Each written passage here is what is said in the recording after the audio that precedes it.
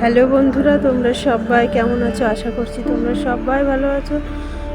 শুভ সকাল বন্ধুরা, আশা করছি নতুন ব্লগ নিয়ে আসলাম তোমাদের সামনে, তোমাদের সবার ভালো লাগবে। যে সকালবেলা উঠে আমি ফোনটা তুলে নিলাম, নিয়ে একটু বাসন বের করতে করে এইবার আমি ঘর বারান্দা ঝাড় দিয়ে নিচ্ছি, নিয়ে উঠোনটা ঝাড় দিয়ে নেব। আজকে আবার বৃহস্পতিবার পড়েছে, কদিন তোমাদের ভিডিও দিতে পারিনি। কদিন তো তোমাদের আমি ভিডিও দিতে পারিনি, আজকে আবার ভিডিও দিতে দিতে বৃহস্পতিবার হয়ে গেল। তো আজকে প্রচুর কাজ আছে জানো তো, বৃহস্পতিবারে আমার মাজা ধোয়া, পুরো ঘর বাড়ি লেপা পোছা, ঠাকুরের ঘর পাল্টিয়ে পুজো দিয়ে সব করা থাকে। তার মধ্যে আবার সেলাইয়ের কাজ করি আমি মেশিনে। এবার গরিব মানুষ, কিছু একটা না করলে হয় না বলো, কী করবো? একটু সেলাইয়ের কাজটা করি আর কি, টুকিটাকি নিজের হাত খরচাটা তো হয়ে যায়। এবার ঘর বারান্দাগুলো আমি গোবর আর লাল মাটি দিয়ে ভালো করে ঘন করে গোলা করে নিয়ে লেপে দিচ্ছি। আমার তো ঘর বারান্দা লেপতে আমার ভালো লাগে, কিন্তু তাহলেও প্রচুর সময়ও লাগে। অত বড় ঘর বারান্দা লেপতে একটু সময় লাগে। এই মাটির ঘর পুরো এই যে লেপে নিচ্ছি, লেপার পরে যখন শুকিয়ে যাবে না, খুব সুন্দর লাগে দেখতে। আমার নিজের কাছে মনে হয় যে একটা বাড়িঘর পরিষ্কার পরিষ্কার লাগছে, নিজেকেও ভালো লাগে দেখতে আর কি। তা আমি এই ঘর বারান্দাগুলো ভালোভাবে লেপে নিচ্ছি, লেপে টেপে নিয়ে তারপরে যাবো আমি বাসনগুলো সব, আজকে নিরামিষ যেহেতু, সব বাসনগুলো মেজে আবার আমাদের পাড়ায় কালকে থেকে আবার কীর্তন শুরু হবে। এমনিতে তারপর থেকে কদিন নিরামিষ চলবে, তার জন্য আর কি একবারে আজকে সব মাজা ধোয়া করলে, আজকে তো এমনি নিরামিষ, তারপরে কদিন এমনি নিরামিষ চলবে।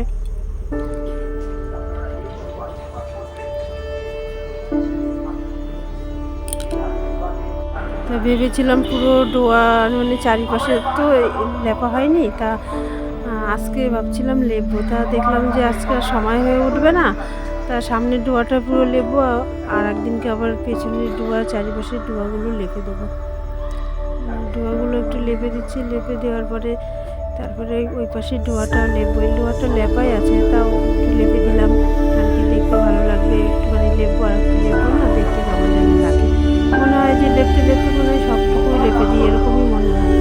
আর যদি এই যে বারান্দাটা এইটুকু লেপেছি আর এইটুকু বাকি আছে, তা প্রথমে ভেবেছিলাম লেপবো না, তারপরে আমি দেখছি কেমন লাগছে, একটু বারান্দাটা দাগ দাগ হয়ে গেছে, না লেপলে কেমন লাগবে। তারপরে আবার ওই বারান্দাটাও আমি লেপতে গেলাম। লেপা পোছা হয়ে গেলে পরে তারপরে সবজিওয়ালা আসবে, 8টা বেজে যাবে। সবজিওয়ালা আসলে পরে সবজিওয়ালার কাছ থেকে ভাবছি কি যে একটা আম নেব, কাঁচা আম আর কি, নিয়ে আম ডাল করব মটরের ডাল দিয়ে। এই বছরের প্রথম তো আম ডাল খাওয়া হয়নি, বছরের প্রথম।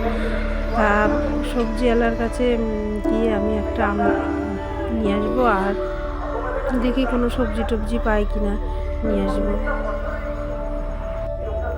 তা আজকে আর আমার সকালে একটু সেদ্ধ ভাত করে লেপাটাপা হয়ে গেলে কাজ টাজ করে তারপরে সেদ্ধ ভাত করেছিলাম গ্যাসে, সেই সেদ্ধ ভাতটা আর কি ওদেরকে খাইয়ে স্কুলে পাঠিয়ে দেবো।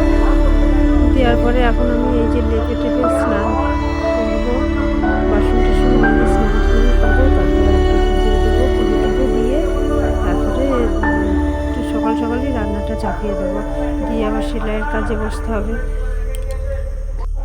রান্নাঘরে উনুনটায় যে আমি লিপতে আসলাম, কালকে ঘুঁটো দিয়ে আর কাঠ দিয়ে রান্না করেছিলাম, তো এই ঘুঁটোর ছাইটাই বেশি হয়েছে, কাঠের ছাই তো কমই হয়। তা আমি বলছি যে কাঠের ছাই দিয়ে আজকে বাসন মাজা যাবে, এই ঘুঁটোর ছাই দিয়ে বাসন মাজা যাবে না, কাঠের ছাই আছে, ওর মধ্যে সাপ দিয়ে বাসনগুলো মেজে নেবো। আর যে ওই পাশের উনুনটা ছিল ভেঙে ফেলেছি, যে আবার নতুন করে একটা উনুন তৈরি করে নেব, তার জন্য ওই উনুনটা ভেঙে দিয়েছি। দিয়ে যে কালকে একটু হাওয়া দিয়েছিল রাত্রেবেলা, প্রচুর পাতা টাতা করেও রান্নাঘরটা নোংরা হয়ে গেছে, পরিষ্কার করে দিচ্ছি, নিয়ে লেপে দেবো রান্নাঘরটা।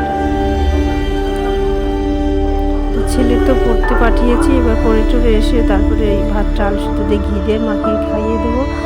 আর বিস্কুটও আনা আছে, যে প্রথমে 2টো বিস্কুট দেবো, জল খাবে, খেয়ে ঘি আলু শুধু দিয়ে মাখিয়ে বাচ্চা খাওয়া হলে তারপরে একটু পরে 9:30 পরে একটু স্নান করিয়ে দেবো, দিয়ে রেডি করে স্কুলে পাঠিয়ে দেবো। আর মেয়েকে তো রেডি করিয়ে দিতে হয় না, ও নিজে রেডি হয়ে যায়, তো বড় হয়ে গেছে এখন। তার ছেলের আস্তে আস্তে 9টা বেজে যাবে প্রাইভেট থেকে আসতে আসতে, ততক্ষণে আমার কাজগুলো সারা হয়ে যাবে। হাঁড়ি সব বাসনগুলো আগে আমি মেজে নিয়েছিলাম, হাঁড়ি আর কড়াইটা মেজে নিচ্ছি। আর এই যে ঝুড়িটা দিয়ে ঠেকেছিলাম কালকে, এঁঠো হয়ে গেছে, ঝুড়িটা মেজে নেব।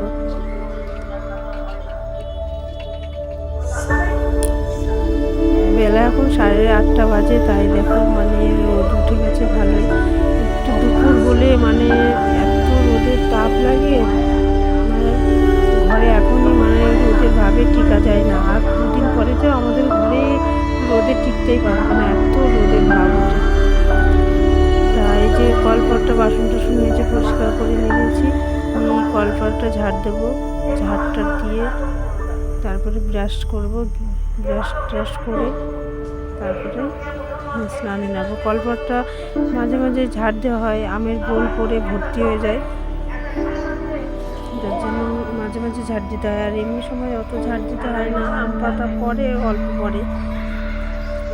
গাছটা আর কি ঝাড় দিয়ে নিয়েছিলাম আগেই, আর এখন যে কলপাটটা ঝাড় দিয়ে নিচ্ছি। আর ওই যে নাদাটা আছে দেখতে পাচ্ছ তোমরা, ওই নাদাটা যে আমার শ্বশুর গরু পুষতো আগে, সেই গরুকে আর কি নাদাটায় খেতে দিত। এখন তো আর গরু পোষে না, এখন আর নাদা ওখানে থাকে, মানে কাঁচা ধোয়ার কাজে আর কি লাগায়, কাপড় ধোয়ার কাজে। এখন এই যে আমি কলপাট ঝাড় দিয়ে মানে স্নানটা সেরে এই যে ঠাকুর ঘরে পুজো দিতে, মানে জামাকাপড় মেলে দিয়ে পুজো দিতে ঢুকে পড়লাম। এই যে পুজো টুজো আমার দেওয়া হয়ে গেছে। আজকে বৃহস্পতিবার, আবার সেই ঠাকুরকে নৈবেদ্য দিয়ে পুজো টুজো দিয়েছি। এবার চলে যাব আমি রান্না করতে। তা আমি ভেবেছি আজকে আমডাল করবো। আর এই যে শাক নিয়ে এসেছিলাম, ডাঁটার শাক, এই ডাঁটার শাকটা করবো। আর ওই ডাঁটা দিয়ে আলু দিয়ে আর কি সর্ষে বাটা চচ্চড়ি করবো। তাই দুপুরে রান্না টান্না হয়ে গেলে পরে, খাওয়া দাওয়া হয়ে গেলে পরে তারপরে আমি শিখে বসেছিলাম। আর বিকেলের সব কাজকর্ম সব কিছু সেরে নিয়ে ছেলেকে পড়তে বসিয়েছিলাম। পড়ে টরে উঠে এই যে আমি রুটি ভাজতে চলে এসেছি। রুটি ভাজতে এসেছি। রুটি ভাজা হয়ে গেলে আগে দুপুরে তরকারি আছে, একটু সেটা দিয়ে খাওয়া হবে। আর ওর বাবা বলেছে একটু কিছু খাবার নিয়ে আসবে।